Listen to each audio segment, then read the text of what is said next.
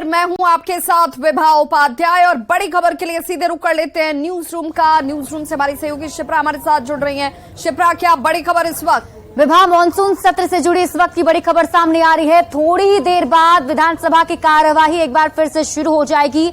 बता दें कि सुबह 10 मिनट में ही कार्यवाही को स्थगित कर दिया गया था। स्पीकर ने 2 बजे तक के लिए कार्यवाही स्थगित की थी और अब बताया जा रहा है कि बस कुछ ही देर के बाद कार्यवाही फिर से शुरू हो जाएगी। आज विधानसभा में काफी ज्यादा हंगामा देखने को मिला, खासतौर पर तेजस्वी यादव के इस्तीफे की मांग को लेकर बीजेपी ने हंगामा किया था, जिसके बाद कार्यवाही को 2 बजे तक के लिए स्थगित कर दिया गया था और अब थोड़ी देर बाद फिर से कार्यवाही शुरू होने वाली है। विभा, शुक्रिया शिप्रा। तो इस वक्त की बड़ी खबर यह कि थोड़ी देर में विधानसभा का मानसून सत्र का दूसरा दिन, जो कि इस वक्त स्थगित था, 2 बजते ही ये एक बार फिर से शुरू होगा।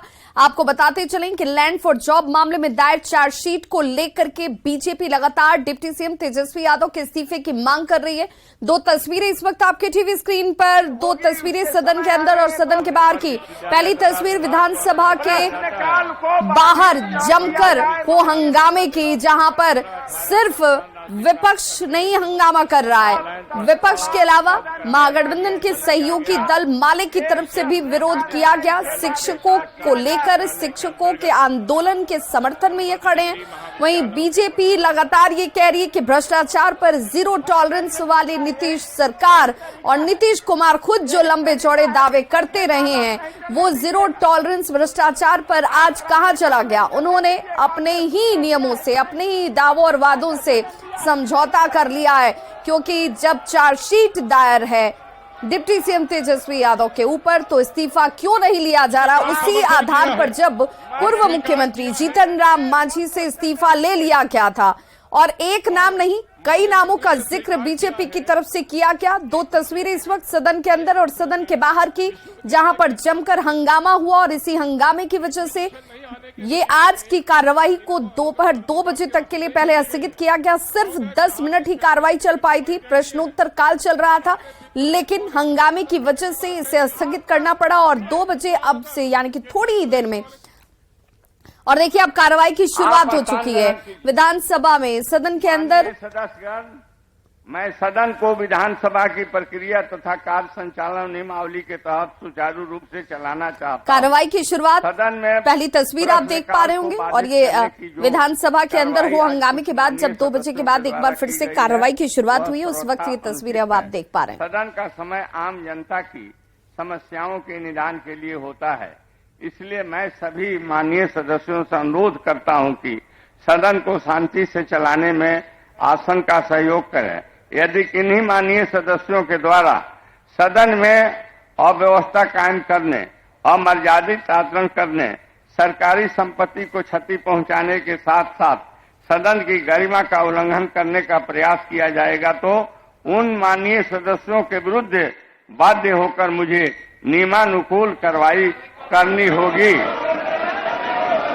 माननीय सदस्यगण, आप सबों से मेरा यह विनम्र अनुरोध है कि मोबाइल फोन सदन में न लाएं, क्योंकि सदन की कार्यवाही के समय फोन बजने से कार्य में बाधा पहुंचती है।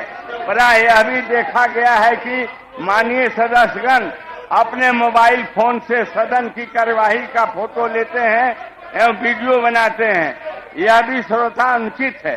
इसलिए आप अपना मोबाइल फोन सदन में न लावें तो ज्यादा अच्छा है, और अगर लाते हैं तो उसे साइलेंट मोड में रखें तथा किसी भी परिस्थिति में फोटो या वीडियो बनाने के प्रयास नहीं करें।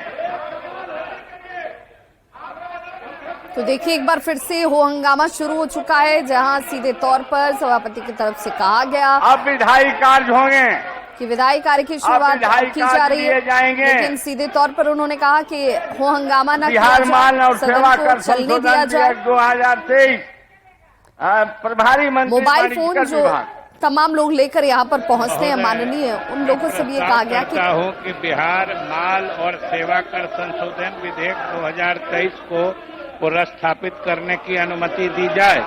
नेता प्रतिपक्ष के मुंह से असंसदीय शब्दों का प्रयोग यह बिल्कुल शोभा नहीं देता है।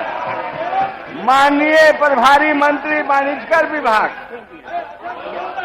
मैंने प्रश्न यह है कि बिहार माल और सेवा कर संशोधन विधेयक 2023 को पुनर्स्थापित करने की अनुमति दी जाए। जो इसके पक्ष में है वो हाँ कहें, जो इसके विपक्ष में है वे ना कहें। मैं समझता हूं कि पक्ष में बहुमत है, पक्ष में बहुमत है, पुनर्स्थापित करने की अनुमति दी गई। प्रभारी मंत्री महोदय, मैं इसे पुनर्स्थापित करता हूं। यह पुनर्स्थापित हुआ। विचार का प्रस्ताव। प्रभारी मंत्री महोदय, मैं प्रस्ताव करता हूं कि बिहार माल और सेवा कर संशोधन विधेयक 2023 पर विचार हो। बिहार विधानसभा की प्रक्रिया कार्य संचालन नियमावली के नियम 122(1) के तहत माननीय सदस्य श्री अनुशंकर प्रसाद, श्री अख्तरुल इमाम एवं श्री संजय सरावगी का विधेयक के सिद्धांत पर विमर्श का प्रस्ताव प्राप्त हुआ है। अतः सिद्धांत पर विमर्श होने के पश्चात विचार का प्रस्ताव लिया जाएगा। क्या माननीय सदस्य श्री अनुशंकर प्रसाद अपना प्रस्ताव मूव करेंगे? माननीय सदस्य अनुशंकर सिंह। माननीय सदस्य श्री अनुशंकर प्रसाद एवं श्री संजय सरावगी द्वारा विधेयक को जनमत जानने हेतु परिचालित करने का प्रस्ताव दिया गया। क्या माननीय सदस्य श्री अनुशंकर प्रसाद अपना प्रस्ताव मूव करेंगे? माननीय सदस्य, प्रस्ताव मूव नहीं हुआ, इसलिए अब मैं मूल प्रस्ताव को लेता हूं।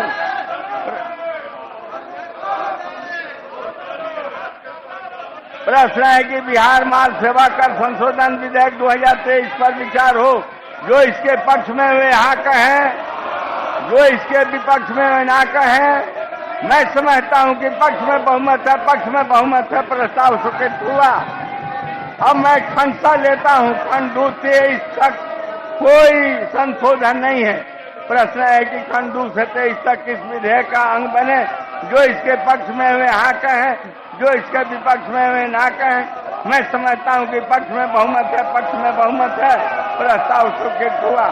खंड 2 से 23 तक इस विधेयक के अंग बने। प्रश्न है कि खंड 1 इस विधेयक का अंग बने। जो इसके पक्ष में वे हाँ कहें, जो इसके विपक्ष में वे ना कहें। मैं समझता हूं कि पक्ष में बहुमत है, पक्ष में बहुमत, प्रस्ताव स्वीकृत हुआ। खंड 1 इस विधेयक का अंग बना। प्रश्न है कि प्रस्तावना इस विधेयक का अंग बने। जो इसके पक्ष में वे हाँ कहें, जो इसके विपक्ष में वे ना कहें। मैं समझता हूं कि पक्ष में बहुमत है, पक्ष में बहुमत है, प्रस्ताव स्वीकृत हुआ। प्रस्तावना इस विधेयक का अंग बनी। प्रश्न है कि नाम इस विधेयक का अंग बने। जो इसके पक्ष में वे हाँ कहें, जो इसके विपक्ष में वे ना कहें। मैं समझता हूं कि पक्ष में बहुमत है, पक्ष में बहुमत है, प्रस्ताव स्वीकृत हुआ। नाम इस विधेयक का अंग बना। स्वीकृति का प्रस्ताव।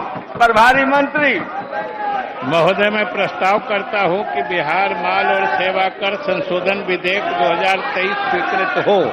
महोदय, मैं इसलिए इसको लाया हूं कि ये जीएसटी एक्ट के तहत जो पूरे देश में एक ही कानून है और जो संशोधन भारत सरकार द्वारा किया गया है उसी के अनुरूप हम लोग यहाँ कर रहे हैं। और इस संशोधन से जो सही करदाता है उनको सहूलियत होगी और जो कर वंचना करने वाले हैं विशेष रूप से इनपुट टैक्स क्रेडिट जो होता है उसका जो दुरुपयोग करते हैं उनके खिलाफ सख्ती बरती जाएगी। इसलिए ये आवश्यक संशोधन है जिससे कि बिहार में जो हमारे सही काम करने वाले लोग हैं, सही करदाता हैं, उनको सहूलियत होगी और गड़बड़ करने वालों के खिलाफ कार्रवाई होगी। और ये तो समझिए ये लोग भारत सरकार में लागू कर चुके हैं और फिर उसको यहाँ करने में कोई रुचि नहीं दिखा रहे हैं। इसलिए हम सदन से दरख्वास्त करते हैं कि इस संशोधन विधेयक को पारित करें। प्रश्न है कि बिहार माल और सेवा कर संशोधन विधेयक 2023 स्वीकृत हो। जो इसके पक्ष में है वे हाँ कहें, जो इसके विपक्ष में है वे ना कहें। मैं समझता हूं कि पक्ष में बहुमत है, पक्ष में बहुमत है, प्रस्ताव स्वीकृत हुआ। बिहार माल और सेवा कर संशोधन विधेयक 2023 स्वीकृत हुआ। माननीय सभापति निवेदन समिति,